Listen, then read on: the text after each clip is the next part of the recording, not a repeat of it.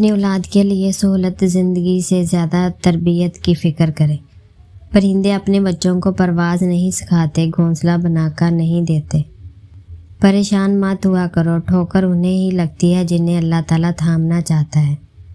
تمہاری موت کئی مرتبہ تمہارے پاس آ چکی ہے، لیکن تمہارے اپنے رشتہ داروں سے اچھا سلوک کرنا ہر بار تمہاری موت کو ٹال دیتا ہے۔ رسول اللہ صلی اللہ علیہ وسلم نے ارشاد فرمایا، اللہ تعالیٰ ظالم کو مہلت تو دیتا ہے، لیکن جب اس پر گرفت فرماتا ہے تو وہ بھاگ نہیں سکتا۔ کسی سے جلن کرو گے تو کچھ نہ پاؤ گے، ہر حال میں اللہ کا شکر کرو گے تو گن نہ پاؤ گے۔ خود کا مقابلہ کسی سے نہ کرو، آپ جیسے ہو الحمدللہ بہتر ہو۔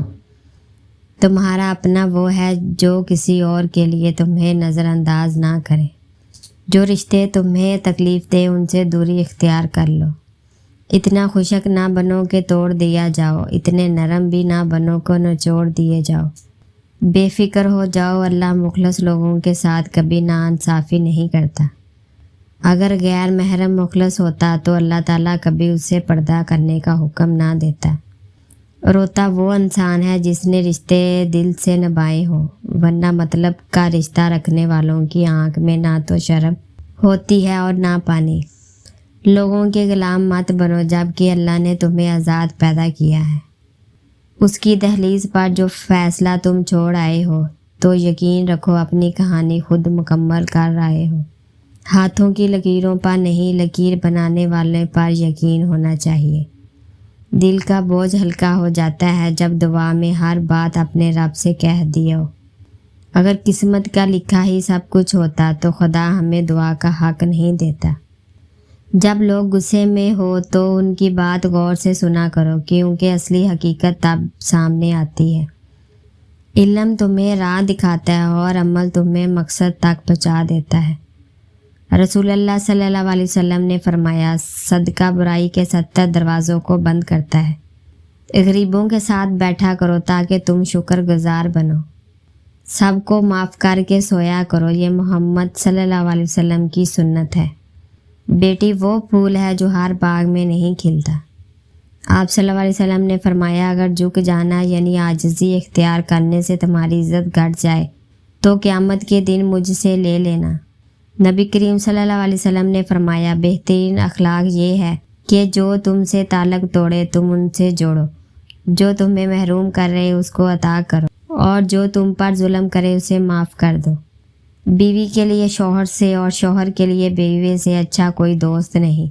واحد ایسے دوست جو بہترین مشورے دے گا، کیونکہ جو بھی ہو اچھا ہو اور برا حالات کا سامنا دونوں کو مل کر کرنا پڑتا ہے، یہی دوستی ہے۔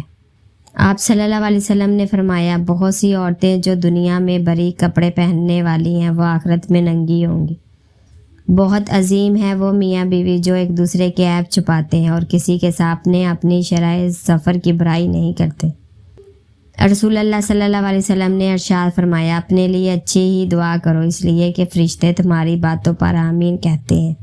رسول اللہ صلی اللہ علیہ وسلم نے ارشاد فرمایا، مریض کی عادت کرنے والے واپس آنے تک جنت کے باغ میں رہتے ہیں۔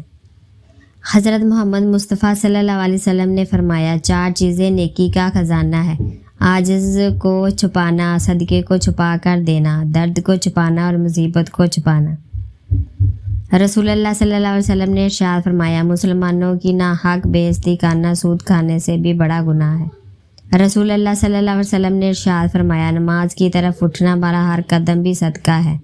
ایک وہ زمانہ تھا کہ لوگ رشتوں کے لیے اپنی خوشیاں قربان کر دیتے تھے، آج وہ زمانہ ہے لوگ اپنی خوشیوں کے لیے رشتے تک قربان کر دیتے ہیں۔ جس کی بیٹی ہو اسے کسی کی بیٹی کے ساتھ ناانصافی نہیں کرنی چاہیے۔ کل کو جب اللہ کی طرف سے مکافات عمل شروع ہوتا ہے تب پچھتانے کا کوئی فائدہ نہیں ہوتا کہ حساب تو دینا پڑتا ہے۔ بغیر دوائی کے سوتے ہو، صبح بغیر تکلیف کے اٹھتے ہو، بغیر کسی سہارے کے آتے جاتے ہو، بغیر کسی پر پرہیز کے کھاتے پیتے ہو تو کہو نا الحمدللہ۔ فرمانے آخرت نبی صلی اللہ علیہ وسلم، رحمت الہی کو واجب کر دینے والی چیزوں میں سے ایک مسکین مسلمان کو کھانا کھلانا۔ جسموں پر حکومت کرنے والے مٹ گئے، دلوں پر حکومت کرنے والے آج بھی زندہ ہیں۔ اگر آپ یہ سیکھ جائیں کہ کیا اور کیسے نظر انداز کرنا تو آپ کی زندگی خوبصورت بن جائے گی۔ مکافات عمل کی کوئی خاص شکل نہیں ہوتی، یہ بالکل ویسے ہی واپس آتا ہے جیسے آپ نے کسی کے ساتھ کیا ہوتا ہے۔ جو رات کے بعد صبح اور گرمی کے بعد ٹھنڈ دیتا ہے وہی اللہ پریشانیوں کے بعد خوشیاں بھی دے گا۔ مشکل دستک دے تو خوف زدہ نہ ہو، آگے بڑھ کر دروازہ کھول دے، کیونکہ کامیابی ہمیشہ مشکل کا بیس بدل کر آتی ہے۔ ہر تعلق کی حقیقت وقت بتا دیتا ہے۔ ذلت اٹھانے سے بہتر ہے کہ تم تکلیف اٹھاؤ۔ وقت اچھا ہو یا برا بدلتا ضرور ہے۔ بیٹیاں ماں باپ کے ہر دکھ سکھ میں ساتھ ہوتی ہیں۔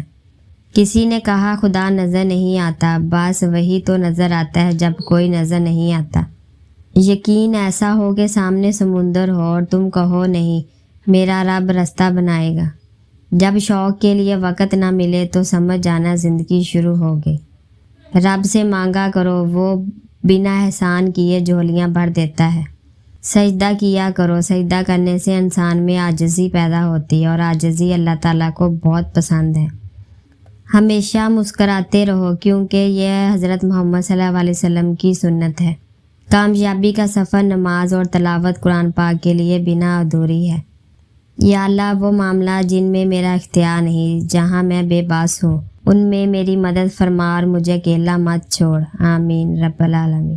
زندگی بہتر ہوتی ہے جب آپ خوش ہوتے ہیں، لیکن زندگی بہترین ہو جاتی ہے جب آپ کی وجہ سے دوسرے خوش ہوتے ہیں۔